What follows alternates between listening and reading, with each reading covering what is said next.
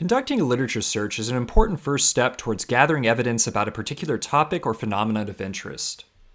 In this lecture, we'll start with an overview about what a literature search is, and then we'll move on to what are the specific steps within a literature search.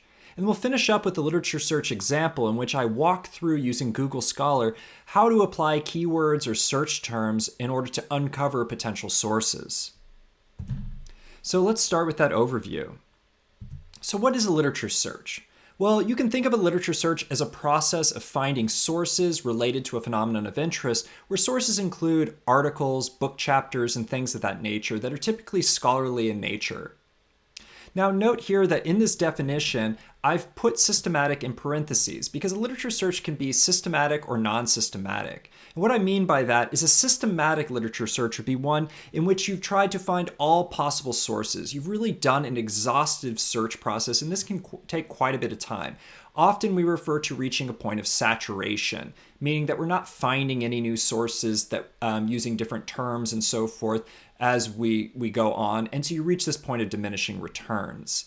Now, a non-systematic or unsystematic literature search might be one that's just very targeted in nature. You're not trying to find everything. You're just trying to find maybe some high impact or informative sources like meta-analyses or, for example, qualitative reviews that have been published in good journals, good peer-reviewed journals. That would be an example of doing a non-systematic literature search. You're just trying to find what's out there in general, and not necessarily concerned as much about making statements about what is known and what is not yet known. Now, in terms of the literature search steps, they are as follows. The first step is to identify a phenomenon of interest or a particular topic, is another way of saying that. The second step is to determine what are your search terms going to be. These are the keywords you're going to use that you're going to put into your search engine or your database to try to uncover potential literature or sources that might be relevant to your phenomenon of interest. The third step is to create exclusion criteria. Alternatively, you could think of this as identifying inclusion criteria. The fourth step is to select your search tool or search tools. So in this lecture, I'm going to give the example of Google Scholar, but there's other types of databases and search tools and approaches you might use. The fifth step is to conduct a search. The sixth step is to track the literature in some way. And then finally, the seventh step is to organize that literature. And you do this prior to conducting a literature review, where you actually review all the literature that you've tracked and organized, and you synthesize it in some way to draw conclusions, make recommendations, and if you want to, or you feel that it's appropriate, make statements about what is known and what is not yet known based on this body of literature as it relates to that phenomenon of interest or topic you're focusing on. So let's start with that first step of identifying the phenomenon of interest or a topic and diving into that in some more depth. So a phenomenon of interest refers to the topic or area a person wishes to understand, explore, or investigate during the literature search process. Now, defining a problem or formulating a question or hypothesis can actually help frame a phenomenon of interest. So it's important to remember that we should really start with identifying and defining a problem and formulating related questions and hypotheses before we start our literature search process, because it'll really help us frame what is it about our phenomenon of interest that we want to know. And that'll help with our search terms and keywords later on. So here's an example of a question that one person might formulate that could be used to help flesh out what our phenomenon of interest is and help with our literature search process. And so the question is as follows: is higher engagement associated with lower voluntary turnover? And so right here, this question is going to help us with two areas of this potential phenomenon of interest or topic, which is engagement and voluntary turnover. Now, we could conduct a literature search then to explore what prior research has found with regard to this phenomenon of interest, which is there this association between, let's say, higher levels of engagement and then lower likelihood or less likelihood of quitting the organization? So the next step is to determine the search terms. So search terms refer to the combinations of keywords, search operators, and advanced search filters or features that are used when performing electronic literature search. These don't necessarily apply when you're doing a manual search, such as skimming through the table of contents of an old journal or something like that. Now, when I say search operators, I'm really talking about these logical operators like the logical or, the logical and the logical not. And we'll dive into those in a little bit more detail with some examples. So, finding the best search terms can be a bit tricky, especially when different language is used to describe the phenomenon of interest in academia as compared to in an applied organizational setting, for example. One of the examples that I think about most often is engagement. This is a term that can mean very different things when you're talking about it in an organizational applied setting versus an academic setting. And so sometimes it's defined both more narrowly in an academic setting, as well as being more specific and related to something different than if you were to talk about it in an organizational setting. And sometimes in an organizational setting, it can also be defined narrowly, but differently than what you might encounter in an academic journal. So it's important to understand that language can vary between different contexts and different types of inquiry. And so applied research might use different terms than basic research and so forth and so on. So here's an example of search terms in a Google Scholar search field here. And you can see how I'm going to apply the logical or as well as the implied and as well as the logical not. And so here, as you can see, I'm using the logical or here between engagement and motivation. Okay? And so what this is saying is here I'm saying that motivation might be a term that's relevant or synonymous with engagement, at least how I'm defining it or how I expect that the literature I find will define it. And so this is saying, because it's a logical or, it's saying, please grab engagement, any article that has engagement or motivation in it. Now, here I'm using the quotation marks here around voluntary turnover. And the reason I'm doing this is an exact phrase I want to find. I don't want just turnover. I want voluntary turnover, because turnover could include involuntary turnover and voluntary turnover. Based on the question that we posed, we're interested in the association between engagement of employees and their likelihood of voluntary turnover, so quitting the organization or leaving on their own accord. And so for this reason, if we put quotation marks, and we are going to put quotation marks around voluntary turnover to make sure that we return only those hits or those sources that have voluntary turnover as those two words together in the document. Now, finally, you'll notice here there's a dash or a hyphen or a minus sign right before involuntary. And the reason I've included this is, let's say we want to exclude any literature that talks about involuntary turnover. Well, if we put that minus sign before involuntary, we're saying we're using the logical not here. Okay, so we want engagement or motivation, the exact phrase of voluntary turnover, but not involuntary. And so what is also here that you might not see because it's not visible is that there is a logical and implied in this search. So with Google, when you put multiple search terms in here, it is going to imply that unless you put an or there, that you want all these things here. And so you can see with the parentheses here, we're grouping our logical or statement to separate it from the others. So it's saying we want any source that says engagement or motivation and voluntary turnover, one grouping, but not involuntary. So we can also use Google Scholar and other types of databases and search engines to do more advanced types of searches. And so this is what these can look like. This is an example from Google Scholar. And so here you'll find additional fields such as find articles with all of the words with the exact phrase. And here the exact phrase is the same thing as putting quotation marks around it. So here's voluntary turnover. And then also with at least one of the words. So this is the logical or here, engagement or motivation is implied here. And without the word. So this is the logical not, so involuntary. And you could also select whether you want it anywhere in the article or in the title of the article. If you put the title of the article, that's going to really narrow down your list. And sometimes you actually might miss things that might, some terms might appear in the body of the document or in the article itself, but not in the title. And you also have these additional fields here where you can return authors that are articles that are authored by specific people, that were published in specific journals, or were published between certain dates. And so these are ones, as I've indicated here with arrows, that you can also play around with a bit as well. And so here you can see I've added 2010 to blank, which with Google Scholar, this would return only those articles that were published between 2010 to the present. So the third step in our literature search process is to create exclusion criteria. And so what does that mean? Well, exclusion criteria have to do with the boundaries you set around the phenomenon of interest or your topic, or the type of methodology that is used to study the phenomenon of interest. So anything outside of those boundaries is going to be excluded during the search process.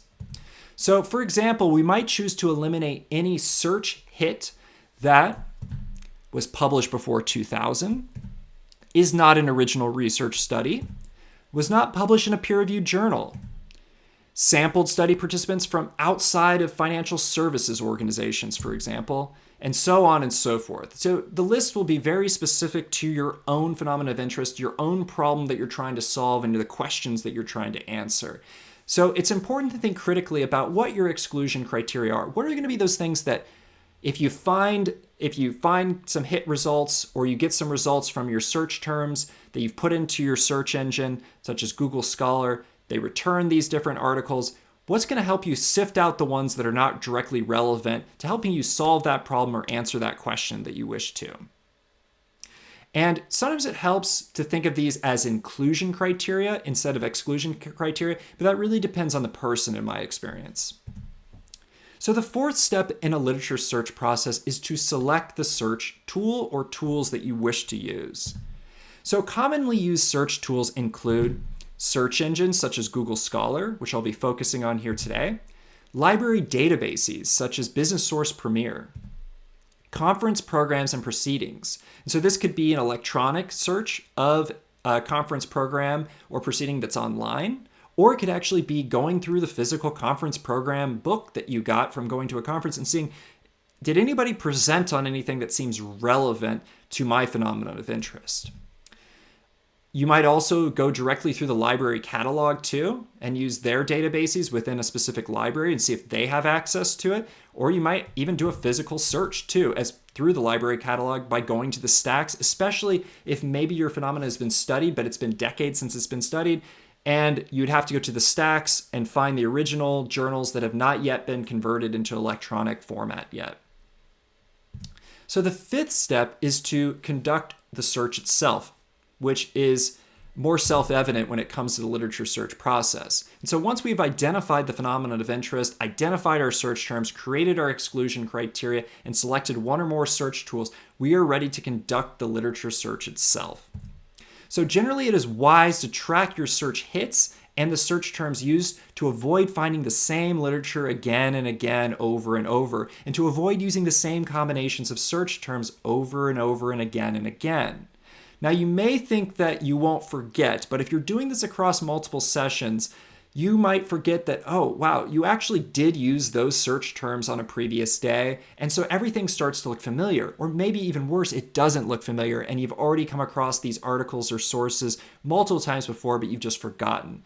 So it's really important to have some kind of tracking mechanism in place and where you can track your search terms and then ultimately track what literature you've actually found in terms of the hits and which ones fit your exclusion criteria or your inclusion criteria, however you define those.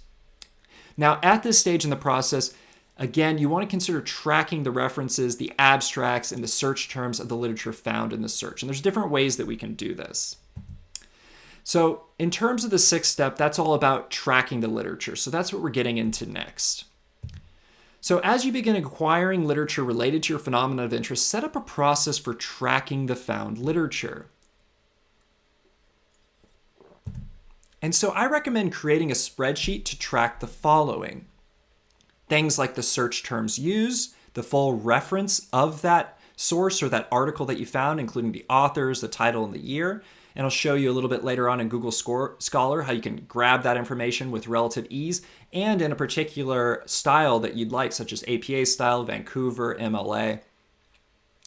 Also, I recommend gathering the abstract if that's applicable. Most scholarly articles will have an abstract, not all, but most, as well as the source type. So is this an article? Is this a book chapter? Is this a textbook? Or is this something else that you came across? Also, I recommend tracking the content type. So what type of source is this? If you found a research article, is it a meta-analysis, an original empirical study? Is it a qualitative review? Also track, and I recommend including a brief summary of the findings. So this is something where you actually have to look through the article a bit and maybe what is it that seems relevant to your phenomena of interest that popped up or was found in this article or this source that you identified as one of your hits during your literature search. And also, I like to indicate when I'm tracking things in a spreadsheet, the relevance of that particular hit or that source to my phenomenon of interest. In other words, how well is it helping me answer my question or test my hypothesis that I'd like to eventually test or inform my hypothesis? And so I usually just do a very simple rating process of 1 being low, 4 being high relevance. And this is a thing that you can then go through and filter and sort your spreadsheet if you're using Excel or Google Sheets in the future in order to say, well, I only want to look at those things I rated as 4 in terms of relevance to my phenomenon of interest. And that can help make the literature you found less intimidating, and it helps organize it along the way. So here's an example of a tracking spreadsheet that I've used before. This one's focused on data visualization. And here you can see I have a column for the search terms used. So here I'm using the exact phrase with data visualization by putting quotation marks around. And also there's the implied and here because there's another word, dashboard, that is separate here. I recommend including the exact copying and pasting exactly what is in, for example, your Google search field or bar and pasting it in here as search terms. Also, be sure to track the search tools I mentioned. Put the reference in here with as much information as possible. Doing it in a specific style like APA, American Psychological Style, can be a great way of making sure you have all the relevant information here. And it makes it easier when you have to create a reference list later on if you choose to cite that literature. And pasting the abstract in is usually a good idea, as well as indicating the source type. So this one's a book chapter, for example. What's the content type? Well, it's a qualitative review. What's the field of study? Well, this one happened to be from decision science, focusing on decision support systems. And were the dashboards, in this case, reviewed or investigated, so forth and so on. And here's that relevance column I was talking about. But here you can see I've added additional columns, and you'll want to tailor this to whatever your specific spreadsheet or whatever your phenomenon of interest is and what you're interested in uncovering through the literature search. Basically, include fields and add fields or columns to your spreadsheet in occasions when you think that this might actually help you organize your literature later on and help you with your synthesis process when you actually perform the literature review. And you try to take everything and synthesize it down to some key findings or learnings or use them to inform recommendations or solutions. So the final step that we'll cover here in the literature search is to organize the literature. So this is an important step of the literature search process. And the reason is that you'll come across a lot of different articles typically, especially with a search engine like Google Scholar. You'll probably find way more than you ever thought was possible. So it's really important to organize these in a way that are searchable in your tracking sheet so that you can identify things that are most relevant, things that meet certain parameters of your search, and also to decide maybe along the way that, wow, my exclusion criteria were too liberal to begin with. I need to actually tighten those up and reject some studies because I have too much literature right now. Or you might say, you know what, my focus here is not on a systematic lit search and review process. Instead, I just want to grab those recent summaries of the literature, such as a qualitative review, a quantitative synthesis like a meta-analysis or something like that, that you can glean hopefully some good information relatively efficiently just to get a lay of the land in terms of what do we know so far about your phenomenon of interest. Now, there are many ways to organize the literature, and to do this, I recommend using a citation manager to track the reference information and to file away electronic copies of the literature in a folder system with intuitive names and a logical structure. And so in terms of a citation manager, examples include EndNote, Mendeley, Zotero. Check around, there's some free versions. There will be some limitations sometimes to free versions. Your own library might have access or a subscription to a particular version that normally you'd have to pay for, but maybe you don't have to pay for if, for example, you're currently a student. So that's something to look for. And some of these reference citation managers will also allow you to store the PDFs for articles and so forth alongside the reference, so it's easier to keep track of those things. If that's not the case, then set up an old-fashioned folder system. Electronic folder system is usually ideal, in which you create some different folders to help organize your literature so it's easy to find things when you need to. So for example, we were talking about answering this question of is engagement negatively associated with voluntary turnover? Well, you might have a folder for engagement, where you're just trying to find general information about engagement. You might have a folder for voluntary turnover. You're just trying to find general information about voluntary turnover. And then you might have a folder that's engagement and voluntary turnover where you're trying to find, well, what do we know about that association? Do we know anything about that yet? And then include all those hits that you found in terms of articles and sources in that particular folder. Now, here's a literature search example that I'm going to walk you through, just using some of those key terms that I was showing you earlier. Again, we'll focus on this idea, this hypothetical situation where you have this question you're trying to answer that is engagement negatively associated with voluntary turnover? And so to do so, we'll use Google Scholar, and so we'll move on to that right now. So once you have Google Scholar open, you'll see that we have a search field here. And to access Google Scholar, you'll want to either go to scholar.google.com or google.com/scholar, or if you're a student and have access to your university library, I would log on through your university library, as often they're going to have a way for you to access Google Scholar through them, which gives you access to the university's subscriptions. And so what that means is when you get hits, you'll often see an @ symbol followed by your university's acronym or school name, and then you'll be able to download some articles that your school has a subscription to the journal from which that article actually comes from. And so one nice thing about Google Scholar is that you'll find that it also gives you recommendations too between sessions. So here you can see I've been doing some literature search and review of my own on data visualization, information visualization. And so here's some hits on visual informatics and computer graphics forums at these two outlets, and some people have recently published on the topic. And so this is a nice way to stay on top of new publications here.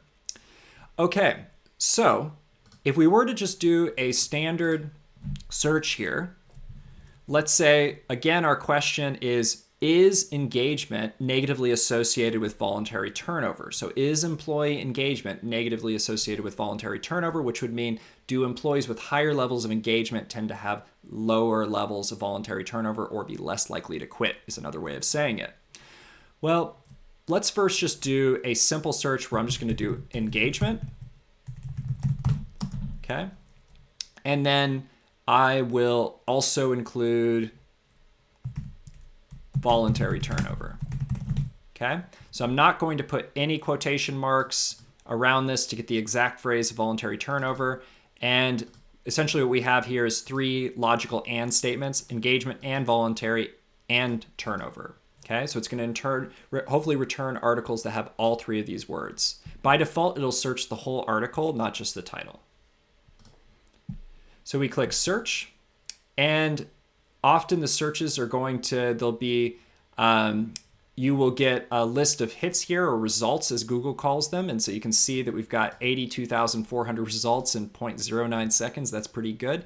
So this is a huge body of literature. Most of these will not be really relevant to what you are intending to use. And some of them are going to be fairly specific. So like this one is from an applied nursing research journal, which focuses, as the title implies here, on nurses turnover, which may be relevant if you're focusing on a healthcare setting, or maybe you don't care what the particular population of worker is or does. But if you do, and it doesn't apply to healthcare and nursing specifically, then this might not be a good hit for you. And that's another example of something that might be part of your exclusion criteria. We're going to exclude healthcare studies, or we're only going to include studies that focus on nurses' level of engagement and their voluntary turnover. And as you can see over here, there are some things that we can get some direct access to. So these are links. If you had your university access to Google Scholar, if your university has that, you would probably see an @ symbol here, and you can click on that and you'd get access through your university library if they have a subscription to the journal where the article comes from. And you have some other things that you can use to filter here. Let's say I just only want those studies that have engagement, voluntary, and turnover somewhere in the document since 2020, okay? And so now we go from 84,000 to 6,890. So not super helpful there. But you can see how that might be helpful under certain circumstances, and especially depending on what your goal is. You can also unclick things like patents. In the organizational sciences, we're probably not going to be looking for patents, but if you're an engineer, that might be relevant. So what can we do next? How can we improve this search? Well, let's use some Boolean logic here. And so engagement, a synonym for it in academia is, and in scholarly writing in organizational sciences, is often just general motivation. And so let's search for engagement, put in parentheses, or, using the logical or, and motivation here. Close out that parenthesis there. Okay, so we're grabbing this chunk here. And then voluntary turnover, let's put that in quotation marks so we get the exact phrase here. And let's see what this returns. Okay, so you see we went from, what was it, 84,000 originally, now we're down to 22,000 results. So we've essentially quartered it here, or got down to about a quarter of those initial results. That's pretty good. Still a lot to sift through, but it means that we're heading in the right direction of refinement and hopefully getting closer to what it is we're actually trying to inform ourselves about, whatever that phenomenon of interest is. And in this case, it happens to be related to that association between engagement and voluntary turnover. Now watch what happens if I augment this by doing a logical not here, by putting that minus or dash sign there, followed by involuntary. And so what this is saying is return anything that covers both either engagement or motivation and has the exact phrase of voluntary turnover. But if it has involuntary anywhere in the document, get rid of that in the search process. Okay, so now we've winnowed that down to 17,000 from about 22,000. So again, moving in the right direction here. Now let's go over here to the Google Scholar advanced search feature here, which has the magnifying glass with the plus sign next to it. And here you will find this is translated what we did into these existing fields as part of the advanced search. And we could also add, we only want those published from 2010 forward to the present date. And so you could add that in the return articles dated between field down here. And let's see what happens when we just do, we don't want it anywhere in the article. We want these words to be found in the title of the article itself. So this should really narrow our search down. Okay, so there we went. This is really restricting our search. We went from what was it? Less than 20,000 to 7 results here. Okay, so we've really narrowed it down by adding a year range as well as saying all in the title. Okay, now this may be what you want. It may not be what you want. You really have to start sifting through these, reading the abstracts by clicking on these and seeing how relevant these are. And then you'll have to refine your search terms and keywords. And this is a lot to remember off the top of your head. So I recommend copying this and pasting this into your tracking document or spreadsheet that you're hopefully using. Now, here's some useful features you might find or that you can become familiar with in Google Scholar, is that if you see the quotation mark right here, this is the cite button, and this gives you the reference that's usually, I'd say, about 90-95% correct, maybe with some formatting errors. Like here, you can grab the APA, you could copy this and paste it into your tracking sheet or your literature review document if you're writing a report, for example. Like here, there's only a little minor error here. The P and psychology here and the journal name should be capitalized per APA style, but this gets you close. And you'll notice down here, you can also download these in BibTeX format, EndNote format, RefMan, and RefWorks, which have to do, these are different file types that can work in different types of citation managers that I mentioned before.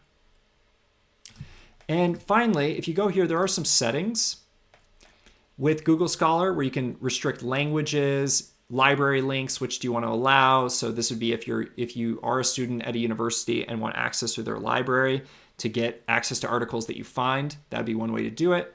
You can also change how many results per page, where the results open. So you can check here if you want to open each selected result in a new browser window, for example. And then the bibliography manager, you can make the default here, whatever type of citation manager or bibliographer or manager software you're using, if you're using any.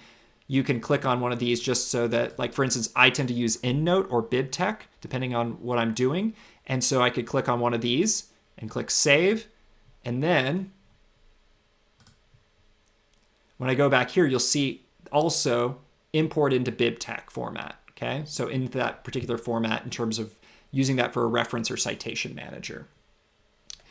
Now, another cool thing that you can do too is go to the cited by. And so what this says is this is telling you all the articles that are published and that Google Scholar has access to that have cited this particular study in their own article, or this particular article in their own paper. So if you click here, you will find we get 389 results, meaning that Google is aware of 389 papers or sources or articles that have cited that one that we just selected there. And then within this, you can also search by year. Well, I only want to see the things that were most recently cited that article. So you might say from 2016 on, that narrows down the list. And then you can search within this, within these, how many is it? 254 results there of articles that have cited that initial article. And you could then say, I only want the ones that say, let's just use nurse or nursing. Okay. Let's say that's our population of interest. Okay. So now you start seeing this refined even more. Now we're down to 17 results. And so this is a way of forward searching. So presumably if going back here to our original source, this is the original one, Gardner et al. From Personnel Psychology. If this was a really good study or this really tapped into or seemed to align with your phenomenon of interest, then this is a good reason to do a forward cite here. Now, this will depend on when it was published. This was published in 2011, so there's ample time for many things to cite this particular study. If you have something that's published since like 2020, you'll notice that this one surprisingly has been cited by 5 studies already, but that's pretty unusual. You're really going to get limited. This is more typical here where you won't find something cited at all, although this seems to be a dissertation or thesis here. So this gives you an idea how you can use Google Scholar here to do searches and to use this as part of your literature search process. Now, some other people prefer to use Business Source Premier. They prefer to use PsycInfo, for example. I personally gravitate towards Google Scholar because it is so expansive and it's really multidisciplinary. You can grab articles from disciplines that maybe you didn't even know were would investigate whatever your phenomenon of interest is. And that can be interesting because sometimes you'll find parallel streams of research that between different disciplines that are all looking at the same thing, but maybe there's not a lot of crosstalk between those two disciplines in terms of sharing their findings or being aware of each other's findings. But those differences seem to be diminishing over time with Google Scholar and platforms like this that can help us grab everything that seems relevant and not just siloed within specific disciplines such as psychology, for example. So this is just meant to give you a little bit of a tour of Google Scholar. So to sum up, in this video lecture, we first started with an overview of what is a literature search and why do we use it. And then we went on to discuss and describe the different steps, and specifically 7 steps in a literature search. These are my 7 steps. Other people might describe slightly different steps, but in general, this is kind of a generic framework or process you can follow when performing a literature search. Now, finally, I finished up just now with going through Google Scholar and showing you how to apply that specific tool when it comes to using and deciding upon what search tool you're going to use for your literature search. And in some cases, you might even use multiple search tools depending on what your phenomenon of interest is and if you think that other search tools might uncover findings or articles that you weren't able to uncover in, let's say, Google Scholar. So this wraps up this lecture and demonstration of how to conduct a literature search.